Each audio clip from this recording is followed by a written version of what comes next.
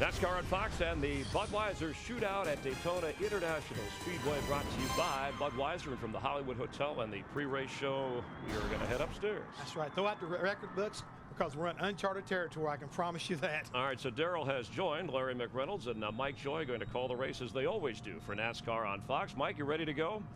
We're ready, Chris, for the first NASCAR checkered flag of the stock car portion of Speed Weeks. They roll off pit road, and there's a great sense of anticipation and wonder. I wonder if we'll see pack racing. I wonder if we'll see cars pair up through the entire 75 laps. I wonder what'll happen on pit stops. There's a lot of unknowns, Darrell. Could even be a Wilma or two in there. Will my car make it? Will my car run? Will my car handle? Who knows? 11 years and some things don't ever change. But you know what? Fans have asked for a better looking car. This year we've got it. This thing looks like a race car. Got a nice new nose on it. Got the big spoiler on the back. Fans have asked for high speeds at Daytona and Talladega. We've got that. So folks, we got everything you asked for. Plus we're going to have some exciting bump drafting tonight that's really going to make it a real unknown who's going to win this thing. And you got a couple of things that don't always go together: sprint race and strategy. Yeah, this is not a 500 or 400 mile race. This is a short sprint race on Saturday night. You don't have time to let things settle down. You've got to go, and you've got to go in a hurry. And I kind of get a sense that we've got some teammates back there that have fast race cars. They're going to be coming to the front. Joey Logano and Kyle Busch. I think they'll be going up through their fast race cars. Mark Martin, Jimmy Johnson started to back. I think they'll be coming up through there. You heard Dale Earnhardt Jr. say, I think the wild card, that pit stop that these guys will have to make in that second 50 laps, and a lot on those drivers' shoulders, how they get on and off pit road. Yeah, especially if they have to make that stop under green. They drew for starting positions, Earnhardt and Tony Stewart up front. It is a two-heat format, 25 laps, then 50 laps. Caution flags count. Caution laps too. 10-minute pit window where you can make any adjustment you could in a normal NASCAR Sprint Cup race. Double file restarts, green-white checker if needed. We've had that 3 times in this event. And thinking of 3 times, there's a fellow who's trying to win this for the 3rd time in a row, Darrell. Let's see if we can dial him up. Kevin Harvick, it's a DW. Got a copy, buddy? And forward, Darrell. Hey man, you're going for something tonight nobody's ever done. You're going for 3 Budweiser shootouts in a row. What's the chances? I think the chances are good, but you never know how these restrictor plate races are going to shake out. So we're going to go like crazy from the beginning and run 75 laps as hard as we can run, and it's all going to be just about putting yourself in position with the right cars at the end to try to pull that last lap move. You know, you've got one of the best records on the restrictor plate racing over the last 3 or 4 years. What makes you so good here at Daytona and Talladega? I think I'm lucky just to drive good cars, and we've been able to have a lot of experience with the spotters, and everybody's worked together for a long time. So when he tells me I'm clear, I just turn left, and that usually works out pretty good. And I don't know, you got to be lucky too. So good cars and a little luck. Well, you got a pretty good looking car there. That nice new paint job. I guess people will be able to find you out there. All right. I got another question for you. Your nickname is Happy, are you? I'm always happy. We just got to thank everybody from Budweiser. The car looks awesome, and just can't wait to get racing. All right, my friend. Have a good run. We'll be watching. Thank you. Can't wait to get racing. That's the feeling of everybody here in Daytona and watching tonight on Fox. Joining us, our NASCAR on Fox all-star pit crew, the best in the business. We'll start with our senior reporter, Dick Berggren. Greg Biffle has a very simple strategy for tonight's race. He's crashed onto the last 3 shootouts, so finish the race and be the lead car in a 2-car draft. Coming under the checkered first, Steve Burns. Well, Dick, Denny Hamlin won this race in 2006 as an unknown rookie. Since that night, he's won races, almost won a championship, and is now buddies with none other than Michael Jordan, owner of the Charlotte Bobcats. Little uncertainty tonight, though. Not happy with the transmission at the close of practice last night, Matt Yoakum. Without a teammate in tonight's field, Kurt Busch is more like the Lone Ranger. He was jokingly lobbying Greg Biffle, saying, I'm an ex-Roush Fenway employee, help me out. But really, he worked primarily in practice with young Regan Smith. So look for the 78 to be the 22's wingman tonight. Chris Devoted. Race fans are seeing a lot less of Tony Stewart these days, not because he's hiding, but because there's a lot less of Tony Stewart to see. After losing about 12 pounds in the offseason, Stewart is built for speed. A 3-time winner of this event. He's also on the front row. Mike? Thanks, Krista. The Lineup decided by draw, and there is your front row as we have a look through the Budweiser starting grid for tonight's 33rd Bud Shootout. 5 wins between Dale Earnhardt Jr. and Tony Stewart, Carl Edwards and Denny Hamlin, Casey Kane, Bobby Labonte, the 2000 champion, Clint Boyer, and Ryan Newman, the 500 winner in 08.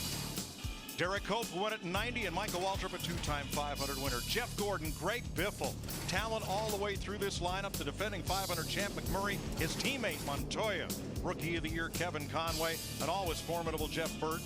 Kevin Harvick going for the three-peat, and Kurt Busch, Mark Martin, and Matt Kenseth. Kyle Busch, Joey Logano, teammates way in the back. Jimmy Johnson drew first. He drew 23rd, along with former Rookie of the Year Regan Smith. That's the lineup, 24 deep, 30 drivers eligible, 24 elect to start. Lots of talent, man. Just lots of talent. The Chevy Camaro pace car brings them across to the 1 to go sign.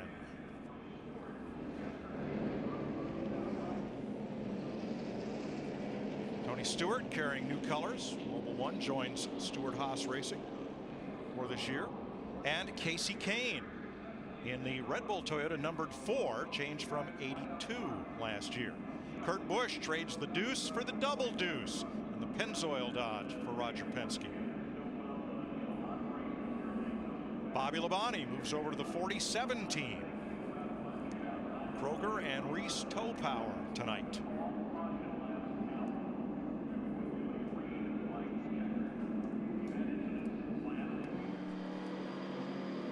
Michael Waltrip, 2-time champ, and here are our speed lines for tonight.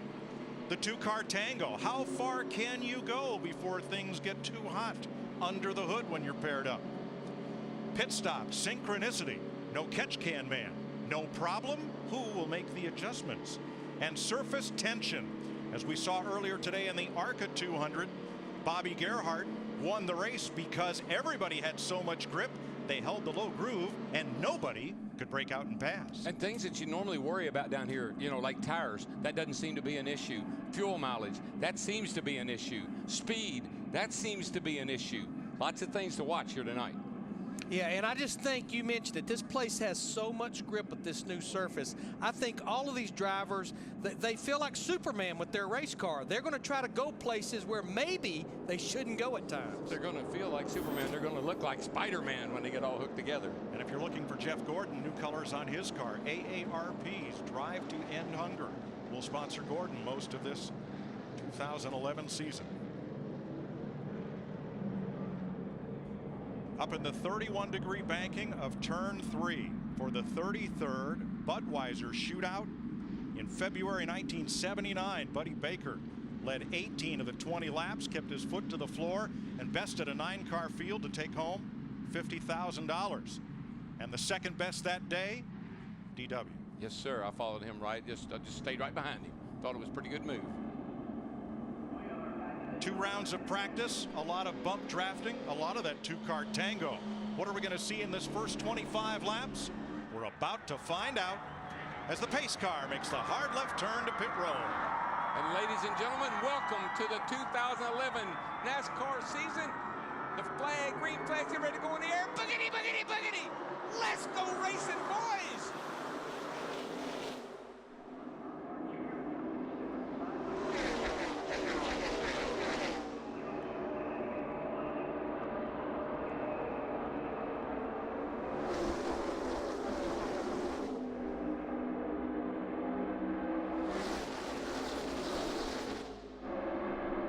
Of 2, that's about how they stayed till the exit of turn 2, and the pairing up has begun right at the front. Earnhardt Jr. with Carl Edwards on the inside, Tony Stewart with Denny Hamlin. But what we have seen throughout testing and throughout practice, that Toyota, like that 11 of Denny Hamlin, it can really give another car a good push. I think where you're going to see the speed is from cars that are behind these front 4. As they pick up momentum, they will pick up speed and draft, and they'll be able to blow by these front guys. Here comes Casey Kane in the 4 with Boyer right behind him, giving him a big push as they head off into 1. They caught the leaders. They split the 2 lead pairs and are going for the front. Kane on the inside with the yellow car of Clint Boyer. See, this is so different what we saw in practice. In practice, they'd get 2 by 2 by 2, but you didn't have all these cars up there grouped up like we are now. They can't pass each other and take off like they did in practice. We're going to have some close racing. And I think what you'll see, we're starting to see it there. Dale Earnhardt Jr. in the 88 getting that push by Carl Edwards in the 99. They'll almost run over that group in front of them. But they got nowhere to go, and that's the whole thing. That's why it's so different than practice. Threading the needle, Boyer. Stewart tried to close the hole and couldn't do it. Boyer to the lead. And Casey Kane in that 4 was a sitting duck, but now he gets help from Carl Edwards in the 99. You're going to have to really anticipate. You're going to have to anticipate every move you make, because if you wait, it's too late. In the back, they're way 3 wide. Wait for me, wait for me. Staying pretty grouped up right now. I like what I'm seeing.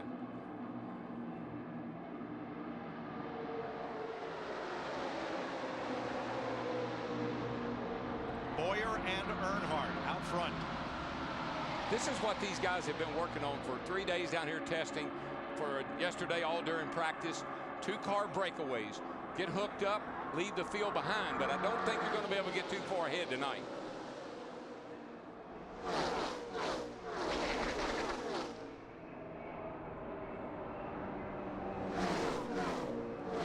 Three pairs of cars leading a pack. And boy, they are snarling in that pack. And this is 2 cars that we thought would be making a move. We're riding with Mark Martin in that 5. We talked to Kevin Harvick in the 29 car, and you can see with Jimmy Johnson in the 48 pushing them, these guys are trying to work their way up there in a hurry. You can only go so, when you got cars in front of you, cars to your left and right, you just got to wait. You got to be real patient here and wait for things to open up a little bit.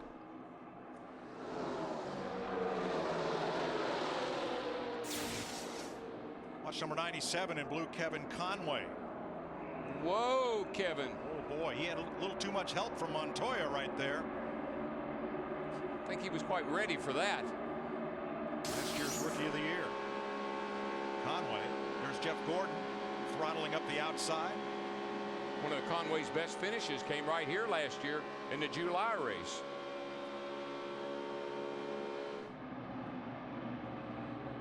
They look coupled together, don't they?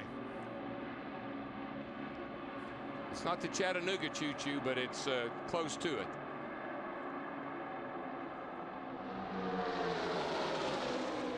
Clint Boyer leads them across to complete 5 of 25 laps in segment 1 of 2. See a couple of teammates right there. Kevin Harvick in the 29 we're riding with him, pushing his teammate Jeff Burton in the 31. They know if they'll stay just like this, that they may get right up there. Now we got a battle for the lead. Yeah, but especially when these guys get side by side like this, that is really going to suck that back crowd right back up to them. Legendary engineer Casey Jones drove the old 97. Casey Kane is in the new number 4. Toyota and a Ford working together, trying to overhaul what is now a 4-car draft. And if they stay like this, Junior. Oh, Junior, man, he just put a move on Boyer right there. And of course, Boyer. But you see what Junior did? Junior says, okay, I got you a little out of shape. Let me back up here and pick you up, and let's try that again. Look at the speed, though, of that 31, Jeff Burton and his teammate Harvick in that 29. Looked like they gained 50 horsepower all of a sudden. Well, they gained 20 miles an hour. 20 miles an hour faster than what you can run by yourself. Casey Kane has dropped back by himself. And there's a problem with Kane's mount. He has lost the draft. He's got something and on will this come car. to pit road. Yeah, he's got a problem. Most. Yeah, 10-4. You coming? Tony Stewart's new drafting partner Denny Hamlin on the inside. On the outside, Burton, Harvick, Earnhardt, and Boyer. 3 Childress cars and the Hendrick car of Earnhardt. Last night with telemetry, we saw these engines turning 9,500 RPM. That's an amazing amount of RPM for Daytona. And a lot of times in the engines, Larry, you'll try something a little bit edgy, a little less oil pressure, a little less of this, trying to get the most speed you can out of the car. Well, as I mentioned, it's a short sprint race. No points, all about winning. Down to Steve Burns in Casey Kane's pit. And Mike, listening to them right now on the radio, Casey simply came over the radio and said, "We are toast." They're not sure if it's, Casey didn't think it had overheated, but they've got the hood up on it right now, checking out that power plant. This is Kane's 7th shootout. He has a best finish of 5th. Jimmy Johnson, 5-time Sprint Cup champion, plus 16 positions since the start of the race. That team. Go ahead, yeah, this is a couple of cars we talked about at the top of the show. Joey Logano in that 20, pushing Jimmy Johnson in that 40. And that team has done a lot of work since they tested down here. They were not happy with their car. They didn't have speed in the car. They went home and built a brand new car for the 500, and they've really worked hard on this car, and he's from the back to the front. And look at them catch the leaders. They are 7th and 8th. Logano, the orange car, we thought would work with his teammate Kyle Busch, but Busch is mired back in 17th. It's co-opetition. You work with the guy that gives you the best shot at running the best. Doesn't matter what kind of car it is. It's a race car, and that's all you know. Earnhardt and Boyer up top as Casey Kane has gone to the garage to be the first car out of tonight's Budweiser shootout. Look at them go down the back over there. And look at them 3, come. 4, 5 wide. They're going into turn 3. Look at the next group with a big head of steam trying to catch them.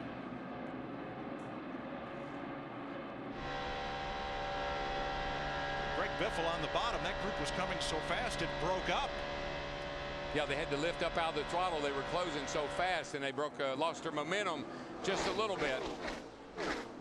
Down to the pits, Matt Yoakum. 2-time shootout winner Jeff Gordon has been running primarily in the back, and he's already learned a big lesson looking ahead to that final segment. And they're pairing up. We better find us a partner. I mean, not for this run, but for the next one. And he told Jeff Dickerson, his spotter, we need to find someone. Right now, he's paired up with the 78 of Smith. We talked about speed. We are already seeing speeds at over 204 miles an hour. Some of these cars getting a push, catching another group. Well, we knew last night they ran 203, and there were a lot of 2-car drafts that did that. Felt like tonight when everybody got out there, the speeds would go up even more. We haven't had speeds here this fast in about 20 years now. Jeff Burton led 2 laps appearance. Look at all the paired up cars. Why is it that 2 cars work so well? 3 cars in a row doesn't work at all. Well, you got a pusher and a shover, and if you get another car in there, the guy behind, the third guy, messes the whole rhythm thing up. Seeing a lot of teammates, but the one thing about it, that group leading, that's not teammates. In fact, that's a Chevrolet and a Toyota right there. Well, your friends are where you find them. Tony Stewart leads the Budweiser shootout at Daytona. Around here 203, 4, 5, 6 miles an hour, and these cars look more comfortable. They look like they're doing it easier than they do when they run 195 or 190 miles an hour, just with ease and no problem. Still 2x2 at the front. Jeff Burton leading. You're watching from Jimmy Johnson. 2 wide inside. This was a lap ago. 2 wide inside. More coming. 2 wide inside. Let's go. Bam. That's what he said. That's what Logano just said. Go, man, go. Teammates on the bottom, Jeff Burton and Kevin Harvick, 31 and 29. A very unlikely pair. Dale Earnhardt Jr. and Kyle Busch paired up, and then Kevin Harvick, 2-time defending champion of this race, with Mark Martin. That right there shows you how much you slow down when you don't stay tied to the car in front of you. 17 laps complete, 18 in 7 more. We will have the halftime break. The 5 and the 29, they just made the swap up there in the middle of the corner and did it real nice. They didn't lose any time. They didn't lose any speed. And the 22 of Kurt Busch said, you go in front and let me push you and see how that works. And let's explain why they need to do that, Larry. Why one driver just can't stay behind the other for too long. Well, you need air flowing through the front end to cool the water in the radiator. And when you stay back there for so long, you're getting no airflow, so you have to swap. But you want to do the swap as quick as possible because that slows the tandem down the least amount. 9 lead changes among 4 drivers so far. Kyle Busch and Dale Earnhardt Jr. swap positions. And we got to look at the average speed. 195 miles an hour at this point. Now, Kyle Busch has come from 21st to leading this race in 18 laps. Hold the phone. Third place. Well, he let it for a little bit. Fourth place. Now going for arriving at fifth. gate 12. How quickly 13. things change. Krista. The ultimate example of teamwork with the 31 and 29. Kevin Harvick telling his teammate Jeff Burton, just tell me where you want to go. Jeff's command, I am going to protect the bottom. And then Jeff Burton's new spotter, Brett Griffin, just came on the radio moments ago and said, here, kitty, kitty. But that's interesting, Krista, because these teammates, they can talk to each other by way of two-way radio. Jeff Burton in the 31 has never won the shootout. His best finish in this event is fifth. Right now, it takes such concentration to do what these guys are doing at this speed. I wouldn't want a lot of people messing with me right now. I got to focus. Kyle Busch by himself on the bottom. Kevin Conway is right there. Busch comes up. Excuse me, pardon me, Greg Biffle. I'm going through. At Greg Biffle in that 16 car, the lone Ford up there in this group, the top 10. Looking from Biffle at Tony Stewart, the outside pole sitter.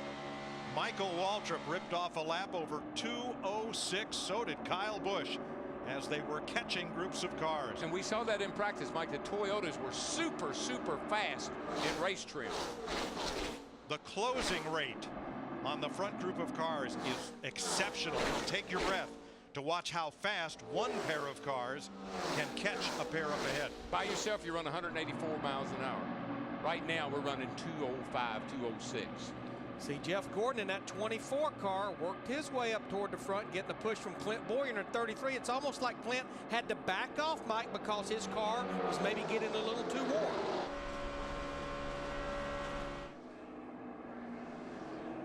Four laps to the break, and during those 10 minutes the teams will be able to add fuel, tires, and do anything they would on a normal Sprint Cup pit stop. Tomorrow, who will win the pole and the front row for the Great American Race? You'll see it live on Fox tomorrow, 1 p.m. Eastern Time. Daytona 500 qualifying. After running this fast tonight, Larry, tomorrow afternoon you say, wait, man, this thing won't go anywhere. It won't run out of its own way. Jeff Gordon up there with Clint Boyer chasing the two Childress cars. Yikes. Ryan Newman in that 39 man, it's getting a little tight. Out of bounds.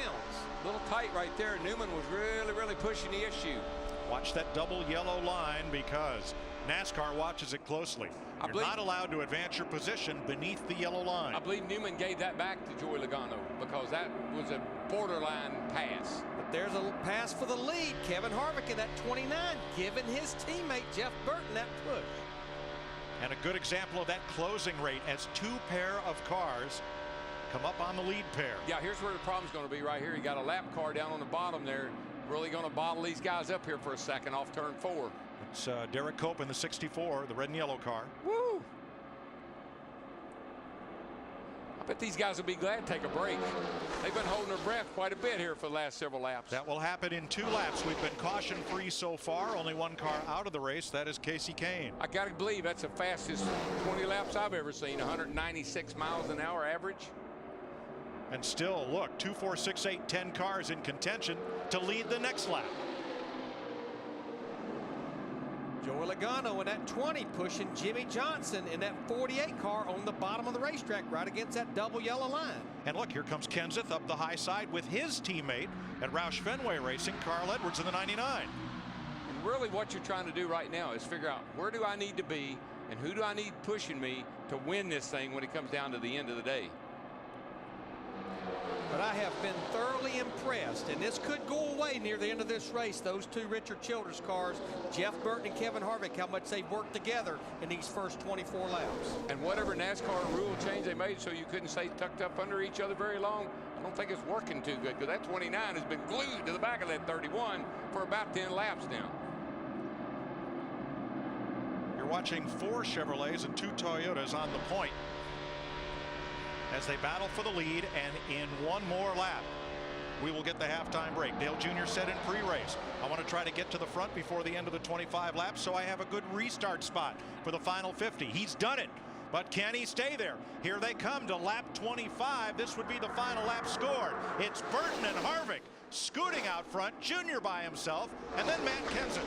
12 The top 12 cars within a half a second of each other. Have we gotten this season started or what? But I think that coming to the line right there tells you what these guys can do when it's money lap. Breathe, DW, breathe. My heart is about to pound out of my chest. Halftime coming up in the Budweiser Shootout at Daytona, live on Fox. Come to pit road during this halftime break, and there at the head of the line is Dale Jr., and right near him, Matt Yoakum. Lessons already learned, Mike Joy. Dale Jr. told Steve Letarte on the radio, I would prefer to work with the 48 of Jimmy Johnson, not because he didn't like working with Kyle Busch. It's just the fact that Busch's bumper didn't seem to mesh as well with Junior's. It said it pushed Junior all over the place. The 48 he worked well with during practice, but he said once you get with somebody, it seems like you're stuck with them. So once you find somebody, that's your wingman. Krista? Different strategies for teams during this break. Jeff Burton's team electing to take fuel only. They did not make a tire change. The plan for the 29, his teammate, was to make a 4-tire change. Jeff Burton and Kevin Harvick talking to each other during that segment and saying, quote, this is fun. Dick Berggren? Jimmy Johnson started in the 23rd spot, worked his way up to 5th with Joey Logano pushing him. They got passed by just about everybody. Back to 15th. He's now 5th, Krista. Or Steve. Well, Dick, interesting observation by Mark Martin. He and Kurt Busch were running in the top 6 together. However, when they swapped to help cool the engine down, they dropped like a rock. Mark said, we're not fast enough with the 22 pushing me. Everybody on pit road for service and adjustments. Then we'll line them up for 50 laps to complete the Budweiser Shootout. Goodyear, the official tire of NASCAR. Everything we've learned making tires for one of racing's most grueling proving grounds inspires what we roll into ours. Goodyear, more driven. As NASCAR on Fox welcomes you back to Daytona International Speedway. We're at the break after 25. We have 50 laps to go in the Budweiser Shootout, and Jeff Burton, with help from his teammate. We talked about two-car tango. His dancing partner, Kevin Harvick, pushing him out to the lead. They've led the most laps. Jeff Burton has at 13. He's standing by with our Chris Devoto. Thanks, Chris. RCR teammates definitely leading this Daytona dance right now, leaning in the car with Jeff Burton. So obviously you and Kevin Harvick are doing things right. What do you need to do differently, or do you just need to do the more of the same thing in this next segment? Well, I think we learned an awful lot. I mean, we're not used to racing like this. It's a whole other environment. So that was we learned more in 25 laps than we did in 4 days of testing. So, obviously we can do a few things better, but we got to keep communicating and looking at all the little stuff, because you make one little mistake, it's a big time difference. Thanks, Jeff. Steve? Krista with Denny Hamlin. Denny, we heard you at when the caution came out. You said every time I got a run, somebody got on my right rear. What exactly are you learning 25 laps? Well, you're just trying to figure out how long you could push. For us, it seemed like it was pretty decent amount of time, but it's just so tough to, once you do get up front, even if you got a two-car draft going, the wake is so big that allows the other two-car packs to catch up immediately. So it's kind of a yo-yo effect, and really it's tough to stay up front. So it's pretty good.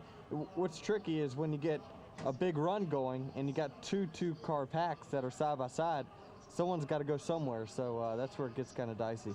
All right, good luck, Denny. Back to the hotel. All right, yeah, thanks, Steve. And it's funny, you didn't see anybody out by themselves, at least near the front. It was all these two-car tangos that we talked about. You were listening in on the radio communication between Jeff Burton and Kevin Harvick.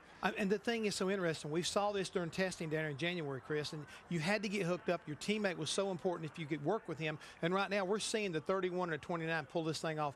Picture perfect. But what I did pick up on is the lead car has to treat the rear car as one. I mean, they've got to be able to work together, and that's where the spotters have really come into play here tonight. They're working extra hard to be able to find these guys a hole, keep them out of trouble. You see them up there way above the Daytona International Speedway. They've got to be on their toes, because all this stuff is happening at a faster rate than even they've been expected to, and what their training has been working with all these years. I mean, these are speeds. I mean, they are really fast. We've hit over 200. Carl Edwards currently 7th. He's standing by with our Dick Berggren. Dick? Well, Carl, we've never seen a race quite like this. How do you win this thing? You know how I was having all that trouble with my helmet? I haven't thought about that once. This is crazy, man. I don't know how you're going to win it, but I'll tell you what, I have to have more trust than I've ever had in the guys that I'm around. when I was pushing Matt, I couldn't see through his car. And so he had to have a huge amount of trust for me not to push him into something bad. And when he's pushing me, it's the same thing. You get up to a group and you think, oh boy, this could be insane. But everybody's doing a really good job, and it's just it's white knuckle. I mean, I feel like I've been riding a dirt bike or something. My hands are worn out from holding the wheel. 200 miles an hour and you can't see where you're going. Wow, what a race. Jimmy Johnson, 5-time the Dominator, getting some work here. Currently 5th with 50 laps to go. We've had 12 lead changes, hit our fastest lap over 206 miles an hour. Jeremy Hotz and John Reep and others as they roast the former Daytona 500 winner. With Jeff Hammond, Chris Myers of the Hollywood Hotel, and getting ready after, 25 laps in less than 20 minutes. You talk about fast. It's fast. And it's kind of like that movie Unknown. We still, it's unknown what's going to happen in his next 50 laps, because what I picked up on, Chris, right now, your dancing partner, your spotter is going to be so important, and staying up front is going to be the must you have to do, because you get shuffled to the back anywhere past maybe about 10 laps to go. I don't think you can get your way back up there quick enough. All right, let's rejoin Darrell, Larry, and Mike. And what if you're one of those guys? We heard the drivers talk. You're in a twosome, and then somebody else wants to try to join in. Then what do you do? Drive around them. To answer Jeff's question, the problem with trying to stay up front is we have seen that a group following is faster than the group up front. The record for lead changes, Darrell, in this race is 23 in 2009. We've already have half that many in half as many laps as we have left to run. I don't see how we can't break that record tonight. I don't either. And these fast speeds are really, I can't get over how comfortable the guys look. I know I'm listening to them. They're saying, this is ridiculous, but it's fun. Yeah. This is crazy, but it's fun. I mean, they're really having a good time out there, but they do have their hands full. This is difficult racing. Got to anticipate your every move. Well, the strategy is dance with the first girl you can get your hands on to line up with you, or first car, that is. What strategy for 50 laps now? Well, yeah, you may want to find someone else that you think that can make you run faster, but I think you're a little bit afraid to get off the car in the same boat as 12.5 cars. I know I can win this thing. I just got to figure out where to put myself on that last lap. You've got to keep up the intensity. 25, we got 50, but you got to keep up the intensity. Oh, intensity. The vice is going to tighten. 50 laps to go in the Budweiser Shootout of 2011, live on Fox. NASCAR.com is gearing up for a whole new season with their new homepage redesign. A brand new and improved race view and NASCAR Fantasy Live. NASCAR.com, buckle up for the ride.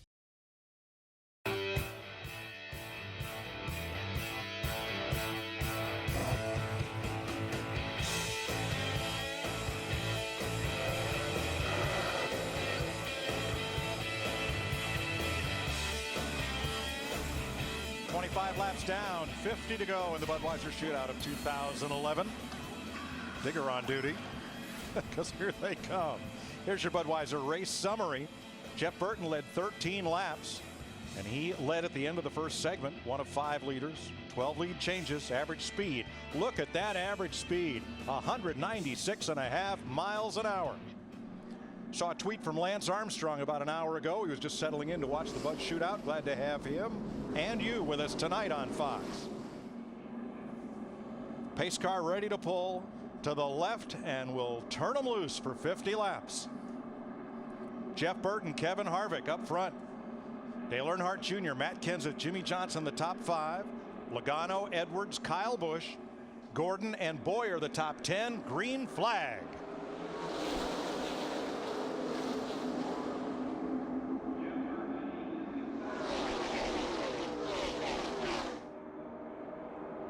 Jeff Burton at 31 wasted no time finding his wingman, his teammate Kevin Harvick in that 29 on that restart.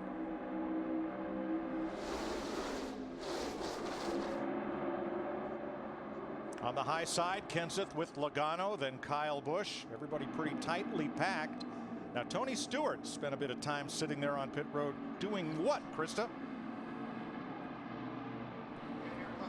Mike, the reason was radio issues. In fact, they got it fixed because Tony said, yep, I've got you, I've got you. They were able to communicate a little bit during that break, but they were already making plans. If they lose radio transmission again, they were planning on using signals. Tony would let him know based on where he was running on the track. He would pull out a line and let him know that he would need to come in. Right now, so far, I am listening to them, and they are able to communicate at this time. I think, Mike, we're going to see some wild and crazy racing. What these guys right here realize, you can't let everybody get away from you.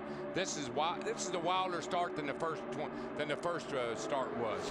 Well, Kyle Busch shot out of the middle and ran away from his wingman. He had to drop down to the bottom to pick one up, and nobody's gone with him. He's a lonely boy, as teammate Joey Logano is going to go around him, not with him. And this is where you got to kind of anticipate, drag the brake a little bit. You don't want to get out of the throttle. Use a lot of brake here to slow the car down and keep the throttle on the mat. Now, there's nothing wrong with the 18, but Kyle Busch running by himself without being paired up. He was like a drag chute, and everybody found it easier to go around rather than go with. We have seen all during testing and all the last 2 days, only way a Toyota really goes if it's got someone pushed it, but there comes those RCR cars battling their teammate Clint Boyer on the bottom that's being pushed by Biffle in the 16.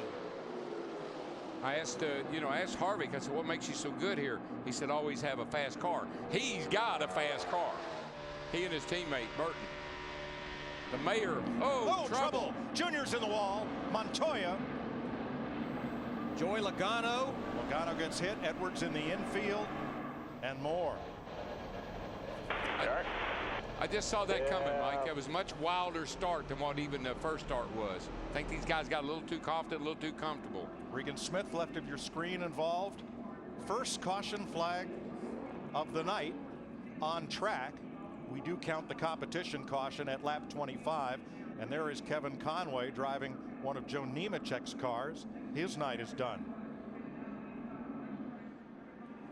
Darrell, let's have a look. Let's see what happens here. Of course, we were talking about the 18 was having trouble going, and now he's got Junior up behind him, and I said he had to anticipate. Looks like Bobby Labonte in the 47 car. Ooh, Carl Edwards and Regan Smith. I believe Carl got in. He definitely got into Dale Jr. I'm not sure if Regan Smith pushed him up there or not. Take another look at it. From Jimmy Johnson. Outside, too wide. Oh, yeah. Carl got into the right rear of Dale Jr., and Dale Jr. got into the 78 car, Regan Smith. Almost looked like Carl Edwards tried to go through a hole that wasn't quite wide enough for that 99 car. Yeah, he's trying to slip right in there, and he couldn't make it. And then Dale Jr. bounced off of Carl and got into Regan Smith. A wild slide into the corner, and let's take Joey Logano's wild ride.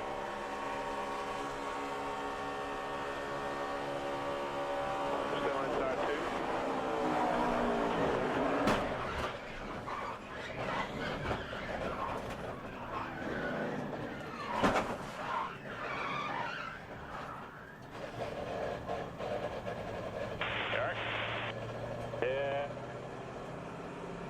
Logano was holding his line till he got center punched by the 97, and then that big noise was Montoya.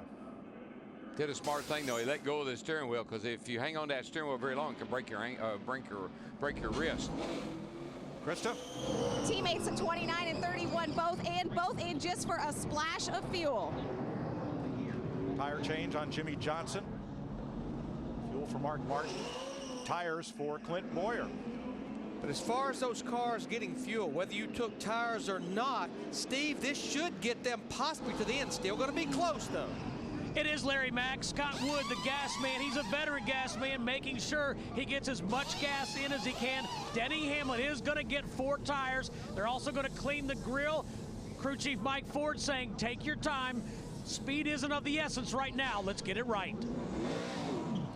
That will erase any chance of beating Bill Elliott's record speed for the event, 197.8 miles an hour in 1987. First on-track calamity of the night in the Budweiser Shootout. Lots more to come. You're watching NASCAR on Fox.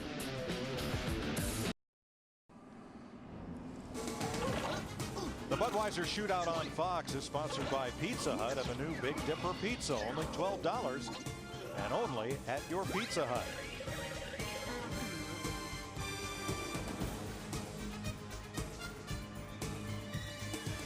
Under caution here in Daytona in the Budweiser Shootout next Sunday on Fox. What we think will be the most competitive and exciting Daytona 500 in recent history. begins with the Daytona 500 pre-race show delivered by Pizza Hut. Next Sunday at noon Eastern, 9 a.m. Pacific. Fox is bringing Brad Paisley to Daytona. He'll be part of the pre-race show, and it's in high definition only on Fox. Watch the 78 car behind Jeff Gordon. Yeah, the 78 got over into the 99, and that's what turned the 99 into Dale Jr. in the 88 car. That's what, when you get a good look at it, the 78 really kind of created that whole thing. All right, Dick Berggren is with Dale Earnhardt Jr. And he's in the garage right now. You just had a chance to see a couple of replays. What was it like through your windshield? Well, I just run along there. Me and Jimmy were trying to work together and get ready for our pit stop, and we were hooked in the rear, the right rear quarter panel, and I was watching it, and and I saw this gold car coming at me, and I thought I had it saved for a second, but it's hard to drive them that fast when they're out of control. But it was fun. The racing might look kind of crazy, but it was pretty fun. It's a new style of racing for sure, and I was enjoying it. We were just kind of waiting around, trying to line ourselves up for the pit stop, and it was just too many race cars going for the same piece of real estate there, but we'll be all right. NASCAR's most popular driver out of it tonight. Thanks, Junior. Now here's a look from Michael Waltrip. Look to the right of Carl Edwards' gold car. The black car is Regan Smith.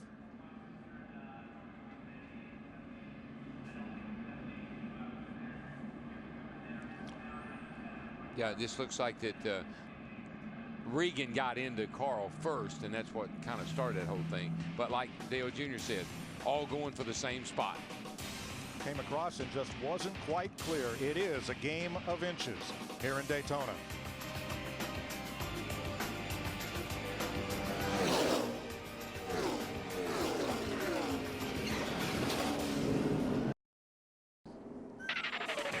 The Budweiser Shootout on Fox is sponsored by the new 2011 Ford F-150, built Ford tough. By Lowe's, let's build something together. By Subway Restaurants, it's February. All month, any footlong's a $5 footlong. And by GoDaddy.com, domains, websites, and everything in between. We're under caution at Daytona for a multi-car crash. Here's the Sprint in-car camera. On board Regan Smith. Let's see what the Regan looks like. He's looking over. He's about a 48. There's the 88, and then. That's it. Hang on to it. Hang on to it. 88 hooks, bud. It is a game of inches, and Dick Berggren at 200 miles an hour. The inches add up pretty fast. Yeah, they sure do. Carl Edwards, you were watching that replay. You were right smack in the middle of it. What was it like? It's just too bad that ended up like it did. I think all of us were all going for kind of the same area of the racetrack, trying to get an advantage in that pack. And I stuck my nose up there between the 88 and the 78, and I don't think that far away his spotter could tell that I was in there or something, because Regan was just kind of coming down. And if I'd have known what was behind me, I'd have stabbed the brake and got out of there. But I thought any second he was going to give me a little space. Just too bad we tore up race cars, and we'll get this easy seat car put back together one way or another. All right, thank you. Out of the race, along with Edwards as we go green, Joey Logano, Dale Earnhardt Jr., Juan Pablo Montoya, Regan Smith, and Kevin Conway. Back under green, 41 laps to go. And will things settle down a bit? Well, I don't know. I think they will a little bit, but not a whole lot. This is one that counts right here. This is what I was saying about keeping the intensity up. I think they may have heard me. At the front, a familiar pair, Jeff Burton and Kevin Harvick, teammates at Richard Childress Racing. Matt Kenseth leads the pursuers with his Roush Fenway Ford teammate Greg Biffle. Now, while we were in break, everyone came in during the caution and topped off the fuel tanks, but leaving pit road was another one of those land rush affairs. You would think all the action will be on the track at 205 miles an hour, whatever, but even at the slowest speeds, which is pit road speed at 55 miles an hour, watch this. But Kyle Trouble, Busch, turn one. Kyle Busch and Mark Martin. Check out. Come on. You all right, Mark? I think Mark's car looked like it hit anything. They still have a shot on TV. You okay? Looks like both drivers may drive away from this one. Now, under last year's configuration, the front splitters would be heavily damaged on these cars, but that is a change this year. No more splitter on the front end. Right rear damage on the Mark Martin's car. They're at the bottom of your screen. This is two cars that had worked together a lot tonight, the 18 and the 5. Whoa, just got in there on the outside and, you know, bumping, pushing each other in the corner like that. Over 205 miles an hour, the 18 car got loose. And Denny Hamlin in the 11 narrowly misses another one from the Goodyear blimp. Third pair of cars, right of your screen. Just got in that real high up there with Mark tucked right up under him, pushing him, and it got the 18 car Kyle Busch loose. I'd heard a number of guys, and then I watched Kyle in practice. His car wasn't the best handling car of the cars I watched out there on the racetrack the last couple of days. It's like he just had him at the wrong angle, at the wrong place on the racetrack, and maybe wasn't completely squared up with him, had him more in that left rear. Yep. And that's tight getting into turn 1. You got getting into both turns, 1 and 3. You really crank it in there with somebody laid right up against you.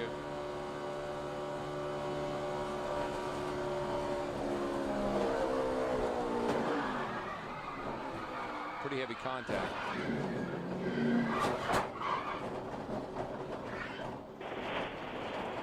You all right, Mark? Wow. Let's watch and ride with Kyle Busch. Come on, kid. Oh, we're racing, boys.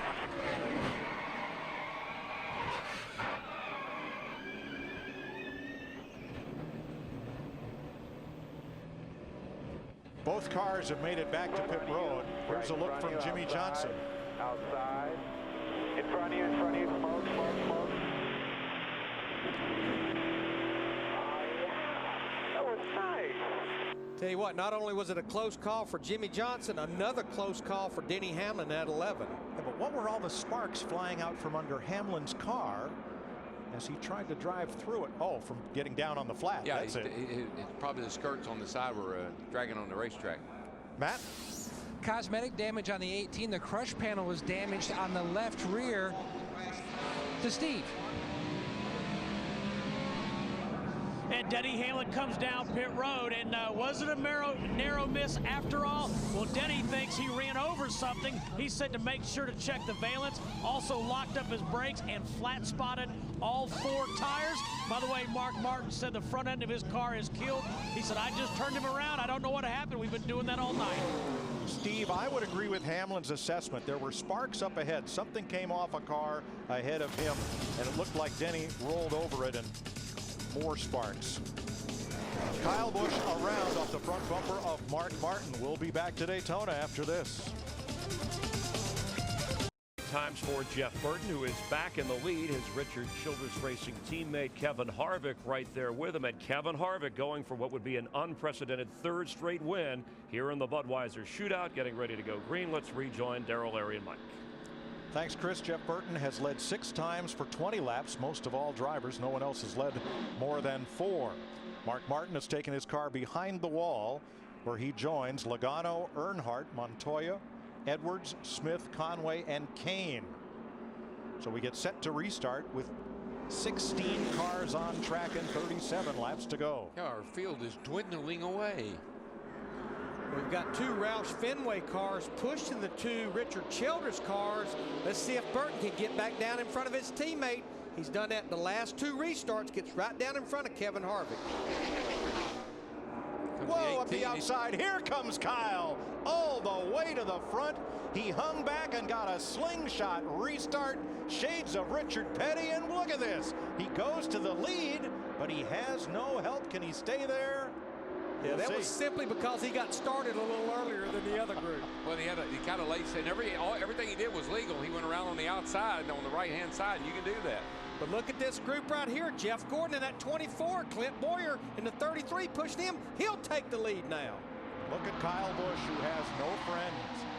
It's like a yo-yo, all the way to the front, all the way to the back. He'll find his friends. That's a fast car.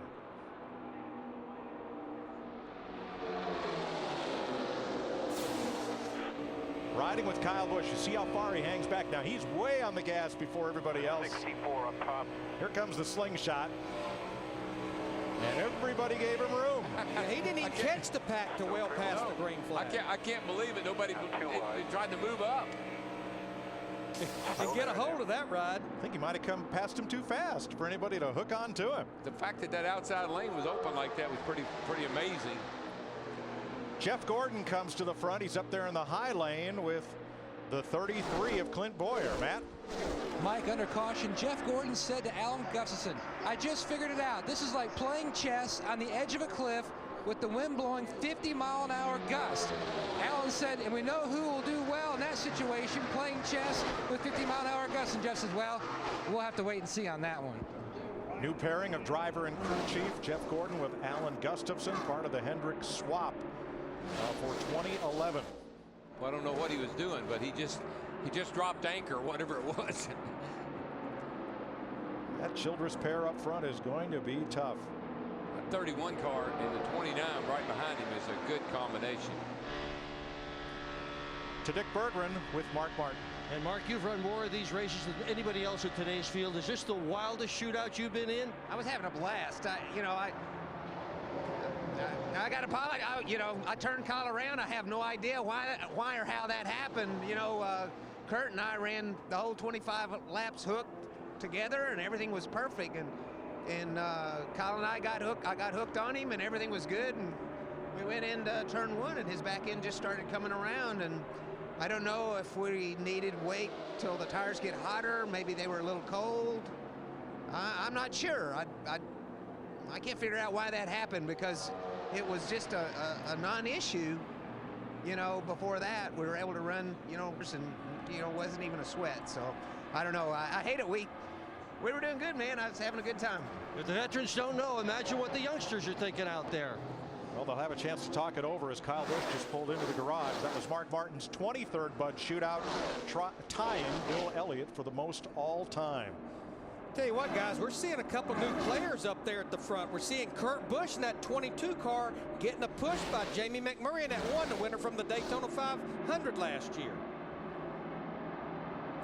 That one car, they've been searching for speed ever since they unloaded the other night.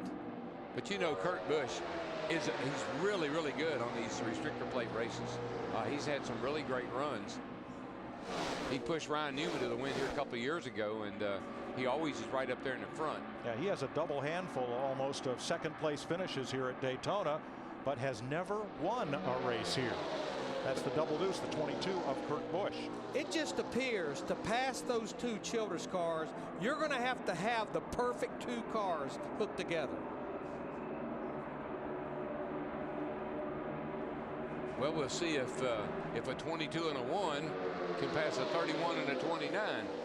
Darryl, what I'm seeing is McMurray in the one car, he keeps ducking the right side of that car out. I think that car may be getting a little warm right behind that 22 car. I've really been surprised how long they've been able, all these guys have been able to stay hooked up. We thought that NASCAR made a little adjustment on the rules that would stop that from them being able to run together that long. But so far, I haven't seen that happening.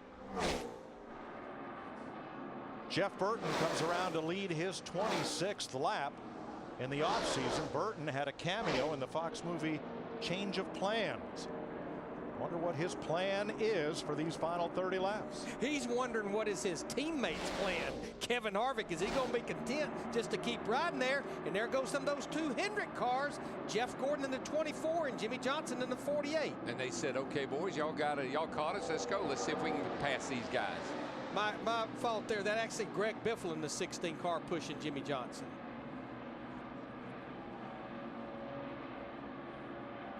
Four cars together, not really any better than two cars paired up, and that is certainly a change from what we're used to seeing here. But one thing that it isn't kind of impressive is they're able to go around that 31 and 29 on the outside.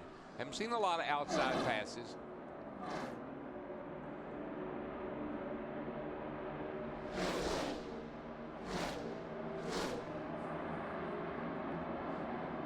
A little bit of a speed differential, 2 miles an hour, and that can be a lot here. 3 miles an hour, 4 now, as Kurt Busch tries to pull away. And look at Jimmy Johnson, 201 into the corner. with Greg Biffle pushing in his Ford. You know, Kurt Busch in that 22 car, he spent the entire 2 practice sessions as he looked like that 48 car is going to get that run on the outside, trying to find a dancing partner, being the only Dodge in the race. I think you're right about McMurray there. He's looking for air because he comes out behind the 22 way too much. Jimmy Johnson has just become the race's 9th different leader. The 21st lead change of the night. 23 is the record. And see, that's a Chevrolet leading and a Ford running second. So you just work with whoever will make you go the fastest. But what I love about this situation, Darrell, is that the cars in the pairs behind the lead. Oh, hard. Michael Waltrip into the wall. 14 got to turn around. He and Tony Stewart were coming. We just ran through the grass. They were coming toward the front. Running 9th and 10th. Waltrip, the 2-time Daytona 500 winner, and Stewart, the 3-time Bud Shootout winner. Here's a look, Darrell. Let's see what happens here. They're going down the back. This looks a lot like Mark Martin and Kyle Busch to me. Tony gets right up on Michael, gets him a little wee bit loose, and around he goes. That pushing off into the corner, either one or 3, looks like it's a little treacherous for some of these guys. But you know, Dale, it's almost like both situations has been the car wasn't just locked onto that car. It was maybe right there actually pushing on the left rear just a little bit. Got him a little off center. So we can get a shot out the back here and see what there's Tony just right on him. Little movement getting in the corner. And then just a quick little D-dido right there. Ow. And that's a hard hit. 14 got us turned around there, trying to push through. We just ran through the grass. Yeah, we're done. Waltrip was in 9th position. You think that nose isn't tough?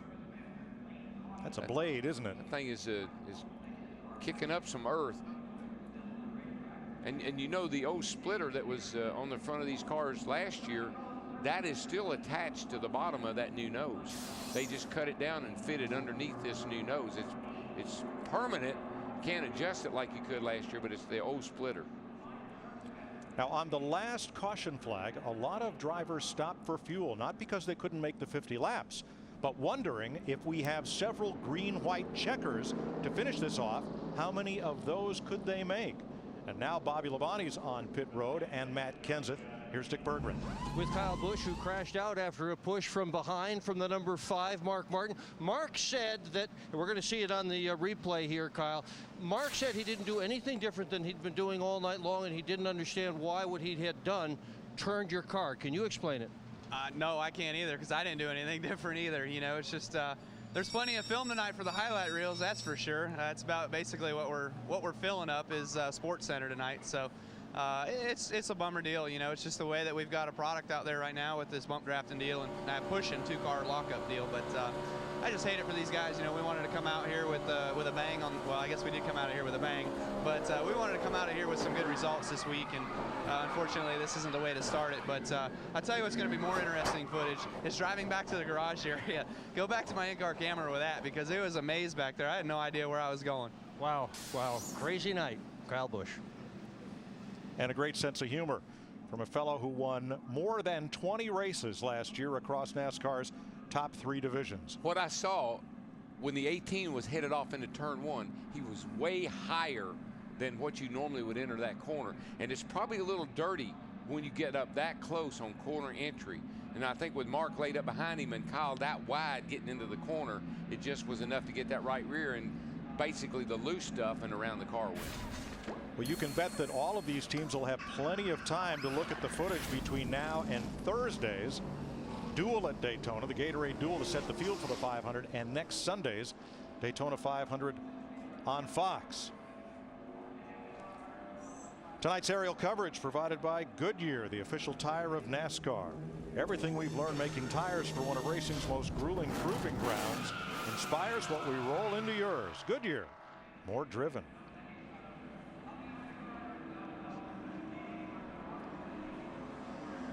Krista? Well, before that caution came out on that last run, we saw something from the 31 and 29 that we really hadn't seen up to that point. They moved up the track. Remember, Jeff Burton wanted to protect the bottom early in the race, but Kevin and Jeff both decided they thought they needed to work the middle groove to prepare for the end of the race. Steve? Krista, Crew Chief Kevin Mannion just asked Jamie McMurray if his water temperatures had stabilized, and Jamie said, well, it wasn't really that bad. I just wanted to peek out to the outside to make sure it didn't get hot. Matt Yoakum?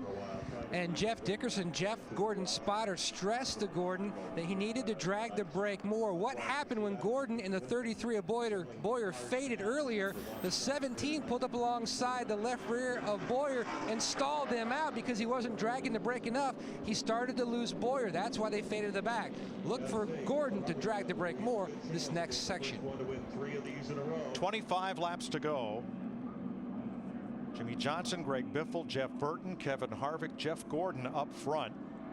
15 cars still running, and that includes Derek Cope a little off the pace and Michael Waltrip, whose car has front end damage through the grass off the back straightaway. Play the new Fox Fantasy Auto Racing game today at foxsports.com/fantasy. Pick 5 stars to compete each week of the season. Challenge your friends, family, and other Fox Sports Racing fans. Get started today at foxsports.com/fantasy. But just to expand a little bit on that drag and the brake, that's how this two-car tandem works. It's not that that guy picks up that much speed behind you. He's wide open with the throttle. You drag the brake, stay on your throttle wide open, and that way he can get up there and bump draft you and push you. Well, actually, you don't want to bump. You just want him to be able to lay solid against you. That way it doesn't upset your car so much. I think that's what happened to Tony and Michael over there. Tony got back a little bit and bumped Michael pretty hard and turned him around. 14 cars will take the green flag for the restart. Michael Waltrip off track as Jimmy Johnson leads them across. Jimmy Johnson was the leader. He chose the outside line, but he wasted no time jumping back down in front of Greg Biffle in that 16 car. Biffle seems to be a pretty good pusher, Larry. He was pushing the 24 there a little bit ago, and now he's hooked here and there with the 48 of Johnson. I tell you who has really lost the pack, though, Kevin Harvick in that 29 car, the Budweiser car. You see him now working his way back on the outside of Bobby Labonte in the 47. We're riding with him. Will he pick up Jeff Gordon here? He will. Fast closing rate, but he and Gordon get together, see if they can work back toward the front. Noticed that a couple of times with the 24 car. He fell back there earlier with him in the 33. Not sure why. It's like it doesn't get up to sit on a restart. 197, 98 miles an hour at 9,800 RPM. There's 200 going off into the corner. That is an incredible amount of RPM to be running here at Daytona, where you're holding it wide open all the time. I never thought I'd see the day they'd turn that kind of RPM down here. They've got a ways to go to catch this first half dozen, and here they come, 2 rows of 3 across. Tell you, that cat's fast right in the middle. And he's getting a big push from his teammate Clint Boyer right up the middle. It's almost like as long as Jeff Burton's got someone pushing him, he has got a fast race car in that 31. Yeah, if he gets in the right spot and he's got the right guy pushing him, he's going to be the man to beat. The leader after the first segment has not won this race since Dale Earnhardt Jr. did it in 2003. And right now, Jeff Burton has the scenario he was looking for. He wants the 33 car. He thinks that he and the 33 are the best tandem, and that's who he wanted to work with. Not Kevin Harvick. He didn't say that, but he did say he wanted the 33 to be his mate. 22 laps to go. Everybody paired up at the front. 10 cars strong. Here comes Gordon and Harvick pushing. Yep, here they come again. And look at that head of steam they get on whoever is up front. Is not as quick as the cars closing in the draft. When you get there, nowhere to go. Look at that other tandem, Ryan Newman in that 39 being pushed by Denny Hamlin in the 11. They look like they've been shot out of a cannon. They're going to try to thread the middle here. And the middle closes up. Oh, baby. That was way too close for comfort. Whoa, Nelly, hold on to him, boys. Yeah, she gets a little narrow through the tri-oval here. 3 wide it does, brother, at 205 miles an hour.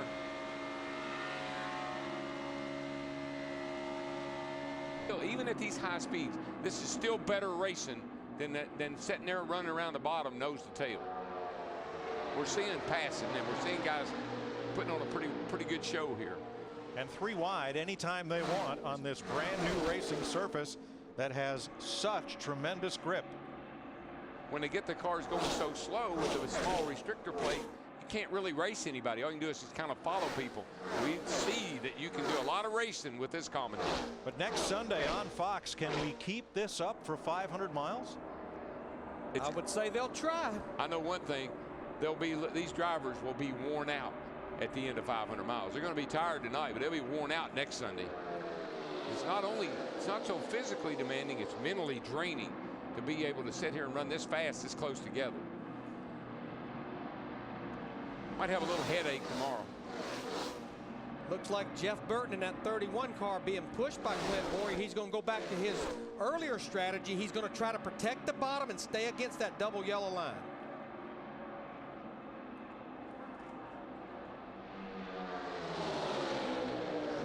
Biffle in that 16 car, he's a wheel man, and he's wheeling that thing right now, pushing Jimmy Johnson right to the front.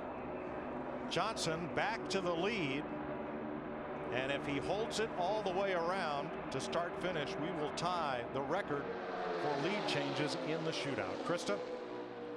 Mike, on the track and in the draft is not the only place teammates are teaming up. Also on the radio, when Jeff Burton lost Kevin Harvick in the draft and got Clint Boyer, the first thing Jeff said was, get him on my channel. Clint Boyer and Jeff Burton are now able to communicate with each other as Clint switched over to Jeff Burton's frequency. I tell you what I liked that I saw just a second ago. Yeah, you've got the 48 Jimmy Johnson and the 16 and Greg Biffle, but it's almost like because the 24 of Gordon and the 29 of Harvick was back there pushing them, they were able to overtake Jeff Burton in the 31. And listen, there's no rhyme to reason of what these guys are doing. It's not like they really, it's like you get behind somebody, you start pushing them, next thing you know, you're leading the race. And next thing you know, here comes another group. Yes, look at this closing rate again. 2 pairs of cars just past Jimmy Johnson. Darrell, it's like the old slingshot Teddy Pearson days where the last place you wanted to be toward the end of the race was first. It sure seems that way. It's a little early to tell, but it sure seems that way. 24th lead change, a record for the Budweiser Shootout in its 33-year history as Kurt Busch goes to the front for the second time tonight. But I think what some of the drivers told us at the break, we're seeing coming to fruition. You have kind of found who your car likes to work with. We've seen that with the 22 of Kurt Busch and McMurray in the 1, and there they are fighting for the lead. Well, you just got to make, you got to come to some agreement with whomever you're going to run with that we're going to stick together. That's got to be the agreement, and you can't talk to each other. You just know that instinctively. Kurt Busch is the leader, and now he's the sitting duck. As on the bottom, here comes Ryan Newman with Denny Hamlin, and up the middle, Jeff Gordon. He's got help from Harvick. And look, a lap ago, Kurt Busch was leading, and now he comes across the line in 9th. I'm not sure what Gordon's doing. Seems to be able to work his way up to the front, then he falls back, and then he tries to, maybe he's trying to work on timing. Where do I want to be, and how long does it take me to get to the front? Would you like just a minute or so to catch your breath? We're going to give you one more chance and then take you to the finish in the Budweiser Shootout on Fox. Ryan Newman, Denny Hamlin are the lead pair this time around, and as thrilling as it must be to run up and take the lead, it has to be equally maddening to look in your mirror and see another pair coming to snatch it away. But Mike, these guys are really working well with each other. They see these cars closing 10 miles an hour faster. Nobody's jumping up and trying to block anybody. They're kind of saying, okay, here you come, and we got to give you room or you'll run over and wreck us. See Jeff Burton in that 31 getting that push by his teammate Clint Boyer in the 33. There'll be 11 laps to go this time.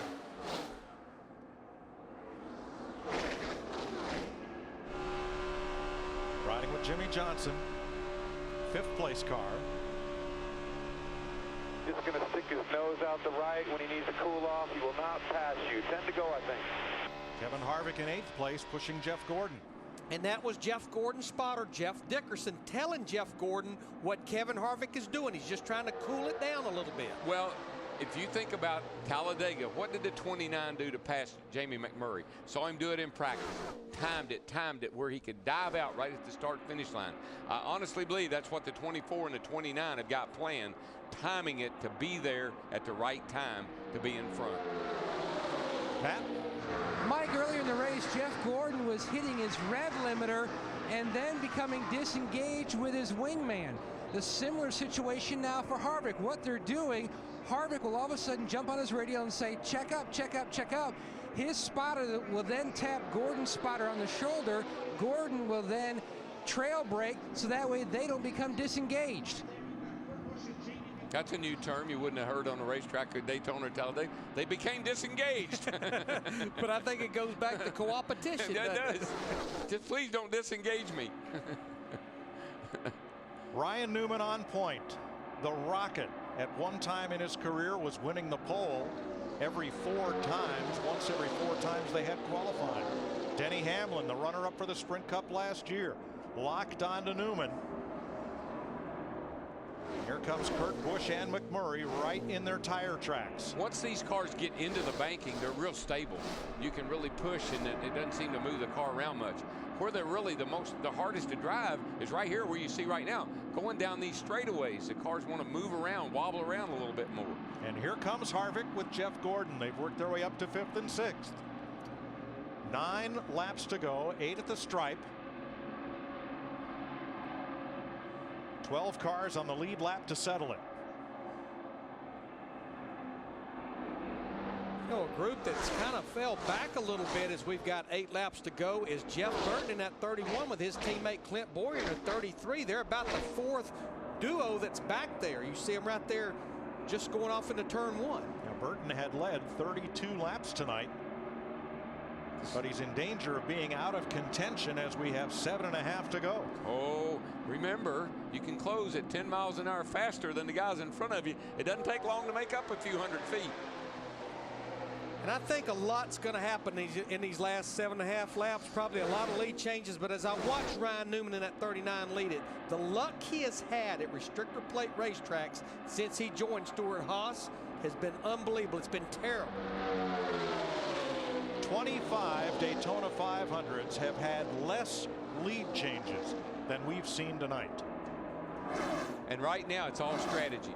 The front 4 right there, they're trying to figure out who's going to do what, and there's 4 more guys back here hoping that they can chase them down. Here comes Jeff Gordon with Kevin Harvick, and then the 2 Childress cars there of the 31 and 33 trying to get back hooked up here and catch these front 4.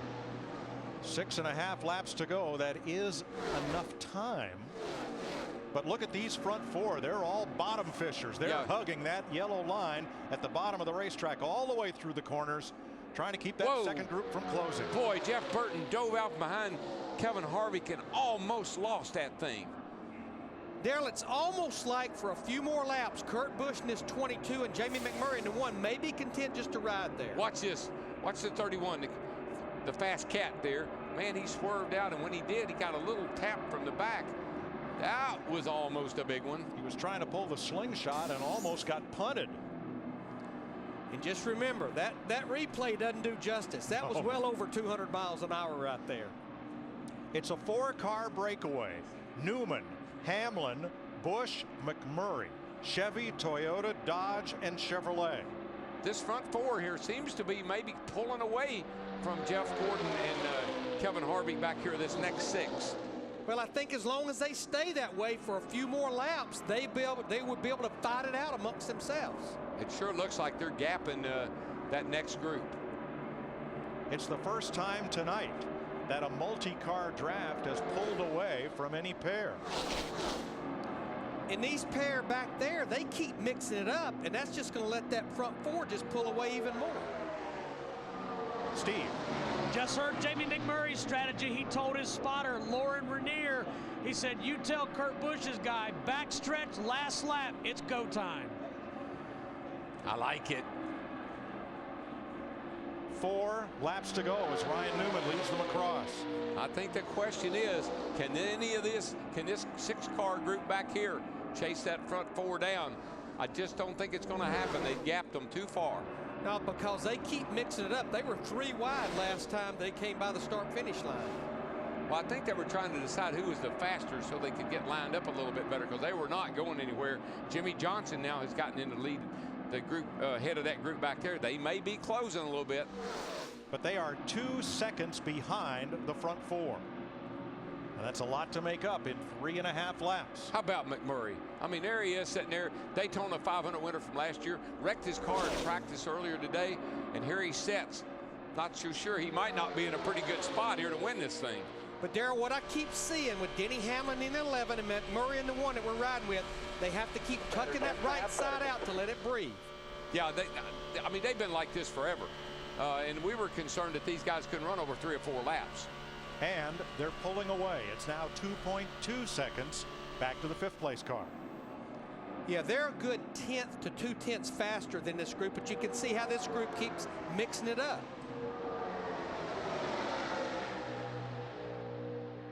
And a little while ago, we said Jeff Burton had the car that could win this race. 2 laps to go. Here are the 2 packs of lead lap cars. On the left, the leaders: Ryan Newman, Denny Hamlin, Kurt Busch, Jamie McMurray. And on the right of your screen, Jimmy Johnson, Greg Biffle, Jeff Gordon, Kevin Harvick, Burton, and Boyer. What this second group has got to do is they got to stay hooked up. So if this front group starts to race each other going down the back straightaway, they will maybe be able to catch them before they get to the start-finish line. Denny Hamlin has been stuck like glue to the back bumper of Ryan Newman. Well, he's starting to look like he either needs some air or he's getting a little antsy. Darrell, it's a lap and a half to go. How antsy would you be? I'd be jerking. I'd be all over the place, just like he is. I'd be juking. Tell you what, though, flag right here. Coming to the white flag. No pressure out the back. Remember, it will happen if they're going to make the move on the back straightaway. Hamlin locked on to Newman. Kurt Busch with Jamie Mack through turn 1 for the final time.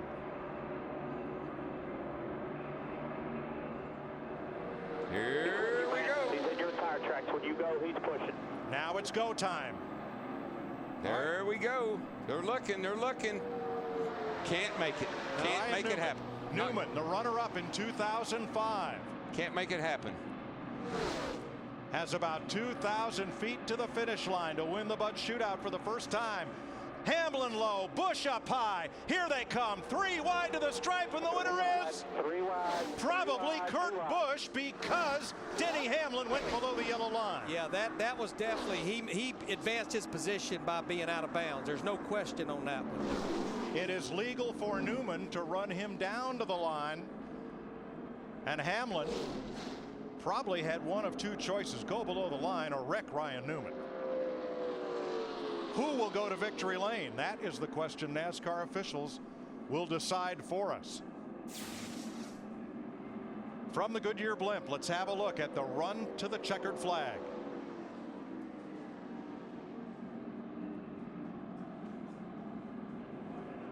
I mean, he is all the way below the line. The question is, would they deem that coming to the checkered flag and game on? And I've always thought on the last lap, when you can see the checkered flag, you do what you got to do. The line is still a line, but Darrell, does Hamlin get the lead before he goes to below the yellow line? If so, he may be the race winner. Yeah, it's hard to say about that. And McMurray, he never came off the rear bumper of Kurt Busch in that 22 car. Kurt Busch has won the Budweiser Shootout. That would have been my call, but I'm you know, you never know.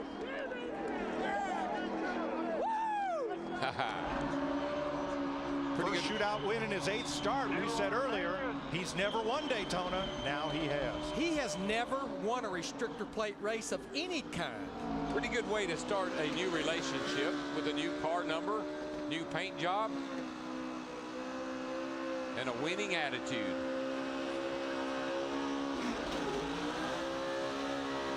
And he's going to need Just leave me a little bit of quarter panel on that thing. I got to bring it back down here. He might need a couple new tires. Kurt Busch has become the 19th different driver to win the Budweiser Shootout. The Shell Pennzoil colors get to go to victory lane for the 2nd, or is it 3rd year in a row? 3rd year in a row. 3rd year in a row. They went with Kevin Harvick the last 2 years, and Kurt Busch from Las Vegas, Nevada, a past Sprint Cup champion, still driving for Roger Penske, but out of the blue deuce and into the yellow 22, has won the Budweiser Shootout in a finish they will talk about for a while. Jamie McMurray is second. Ryan Newman is third. Fourth, unofficially, Jimmy Johnson. And fifth is Greg Biffle. And what will happen with Denny Hamlin, I'm sure he will be placed the last car on the lead lap. Let's have another look at it. Watch Hamlin's move on Newman. Yeah, I think Newman just really thought he had it won, and he really didn't protect that bottom good enough. And it cost him dearly. I believe if he'd have stayed down on that yellow line coming off of 4, Hamlin would have pushed him to the victory, but he left enough room down there that Hamlin was able to get his nose under him. For the first time in the 33-year history of the Budweiser Shootout, a Dodge will drive into victory lane.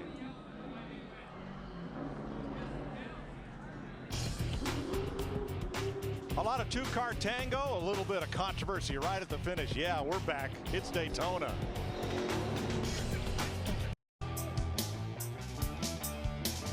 Kurt Busch is the surprise winner of the Budweiser Shootout, driving Roger Penske's Shell Pennzoil Dodge into victory lane.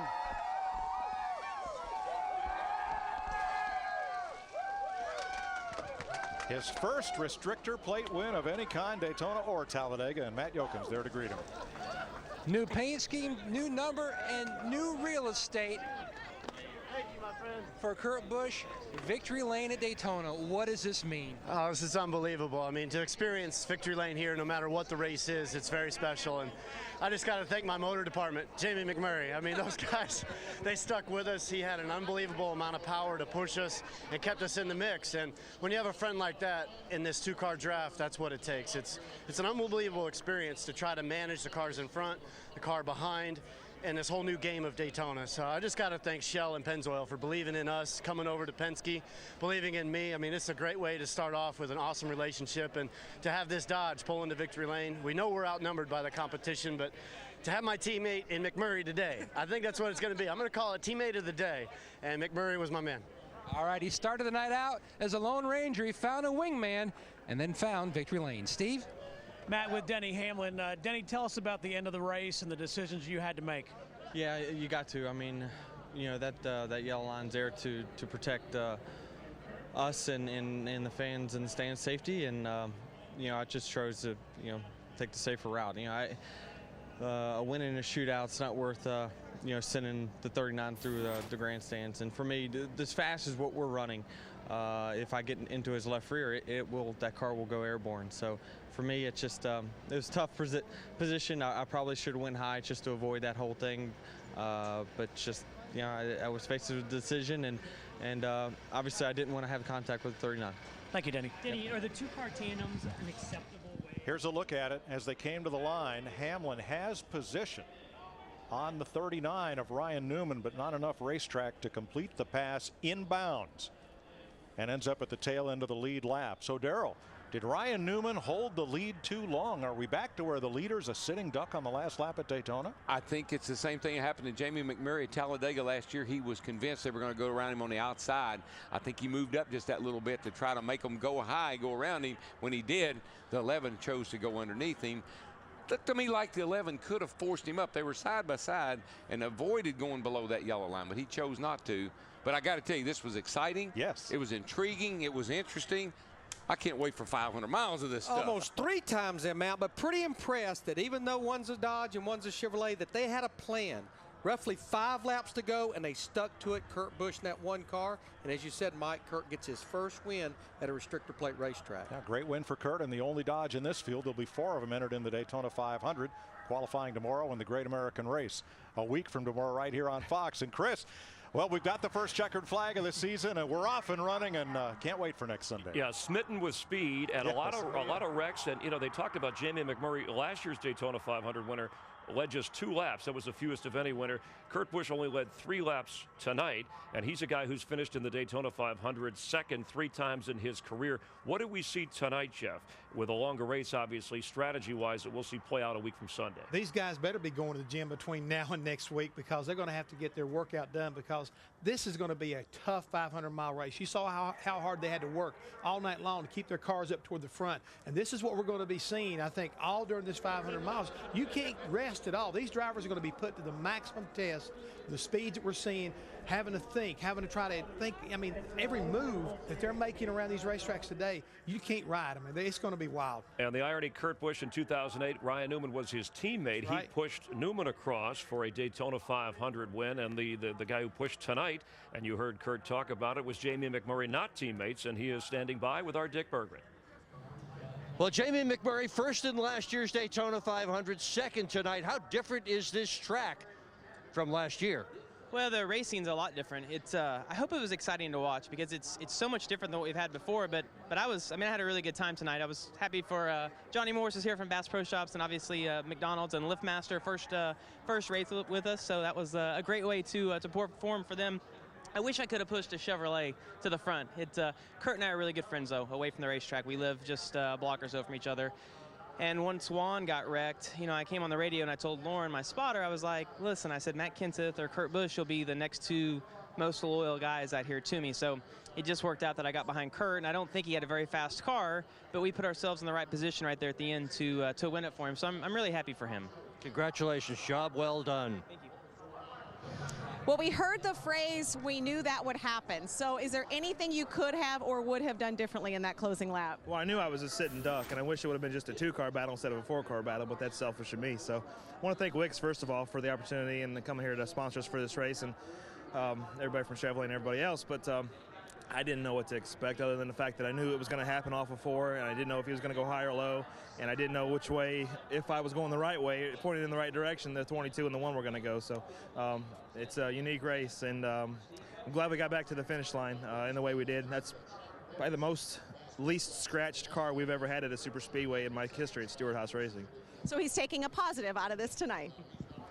Thanks, Krista, the former winner of the Great American Race. And here's one who wants to be a week from Sunday. Remember, it was Kurt Busch who last March in Bristol, when he lost out to Jimmy Johnson, those 5 straight championships, who said, I'd rather lose to any other team out there than to the 48. So maybe Kurt Busch has the spunk that it takes to take on Jimmy Johnson once we start rolling a week from Sunday here. NASCAR on Fox. Coming up next on Fox, late local news, and then Fringe after that.